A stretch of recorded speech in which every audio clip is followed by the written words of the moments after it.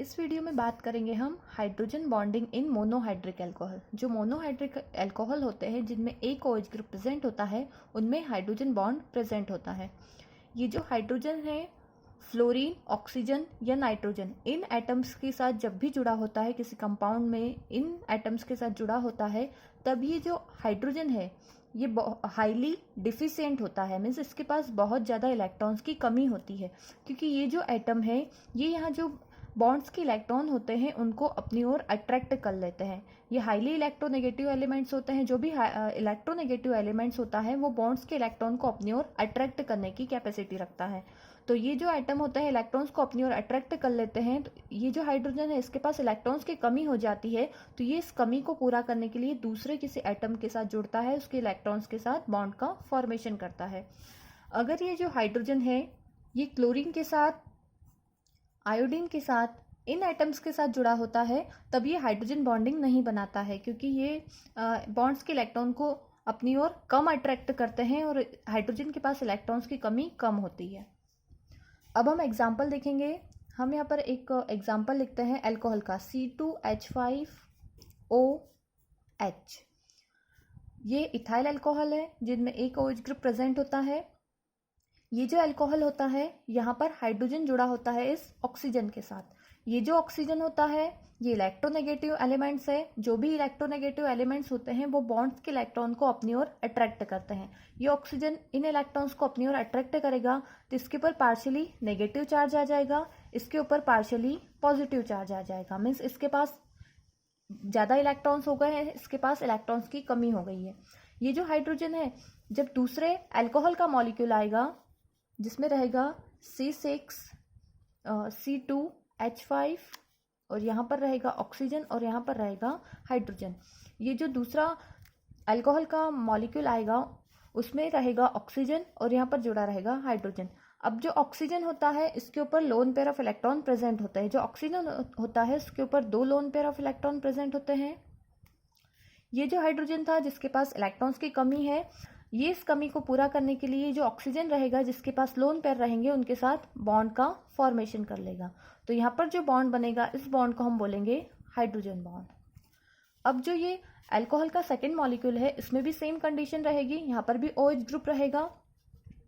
तो यहाँ पर जो ऑक्सीजन रहेगा ये भी हाईली इलेक्ट्रोनेगेटिव एलिमेंट्स रहेगा। ये अपने इन बॉन्ड्स के जो इलेक्ट्रॉन्स रहेंगे उनको अपनी ओर अट्रैक्ट करके यहाँ पर आ जाएगा पार्शियली नेगेटिव चार्ज, यहाँ पर आ जाएगा पार्शियली पॉजिटिव चार्ज।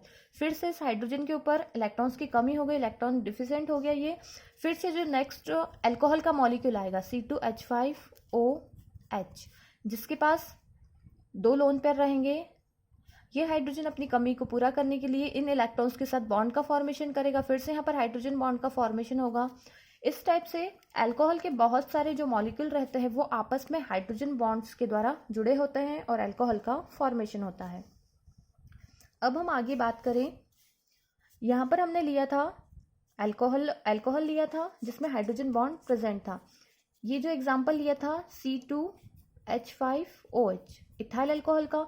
सेम इसका आइसोमर ले हम CH3OCH3। ये है अल्कोहल और ये है ईथर। इन दोनों के अगर मॉलिक्यूलर वेट देखें तो दोनों में 2 कार्बन होते हैं, दोनों में 6 हाइड्रोजन होते हैं और दोनों में 1 ऑक्सीजन होता है। दोनों का जो मॉलिक्यूलर फॉर्मूला सेम है लेकिन स्ट्रक्चर डिफरेंट है। इसमें अल्कोहलिक ग्रुप है, ये ईथर वाला कंपाउंड है। ये जो ईथर कंपाउंड है इसमें CH3OCH3, इसमें कोई भी हाइड्रोजन बॉन्ड नहीं होता है। और ये जो अल्कोहल होता है इसमें हाइड्रोजन बॉन्ड होता है। तो अगर इन दोनों का कंपैरिजन करें, इन दोनों का हम बॉइलिंग पॉइंट देखें तो जो अल्कोहल होता है उसका बॉइलिंग पॉइंट ज़्यादा होता है, अप्रोक्स 78 डिग्री सेल्सियस। वहीं अगर ईथर की बात करें तो इसका जो बॉइलिंग पॉइंट है बहुत कम होता है, अप्रोक्स 40 डिग्री सेल्सियस। क्योंकि यहाँ पर जो अल्कोहल है इसमें हाइड्रोजन बॉन्डिंग पाई जाती है इसलिए इसका जो बॉइलिंग पॉइंट है ज़्यादा होता है, इसके बॉन्ड्स को ब्रेक होने के लिए ज़्यादा हीट लगेगी। वहीं अगर बात करें ईथर की, इसमें हाइड्रोजन बॉन्डिंग नहीं होती है इसलिए इसको ब्रेक होने के लिए कम टेम्परेचर की रिक्वायरमेंट रहेगी, इसलिए इसका बॉइलिंग पॉइंट कम होता है। आगे हम बात करें सॉल्युबिलिटी की। जो अल्कोहल होते हैं उनकी सॉल्युबिलिटी वाटर में ज़्यादा होती है। वहीं अगर बात करें ईथर की सॉल्युबिलिटी कम होती है। इसका रीज़न भी है हाइड्रोजन बॉन्डिंग। जो अल्कोहल का जो मॉलिक्यूल है C2H5OH, सेम कंडीशन यहाँ पर हाईली इलेक्ट्रोनेगेटिव एलिमेंट्स बॉन्ड के इलेक्ट्रॉन को अपनी ओर अट्रैक्ट करके negative charge partially positive charge, जब ये किसी वाटर के मॉलिक्यूल के साथ बॉन्डिंग करेगा तो यहाँ पर रहेगा H2O। यहाँ पर जो ऑक्सीजन रहेगा इसके ऊपर भी lone pair of electron present रहेंगे।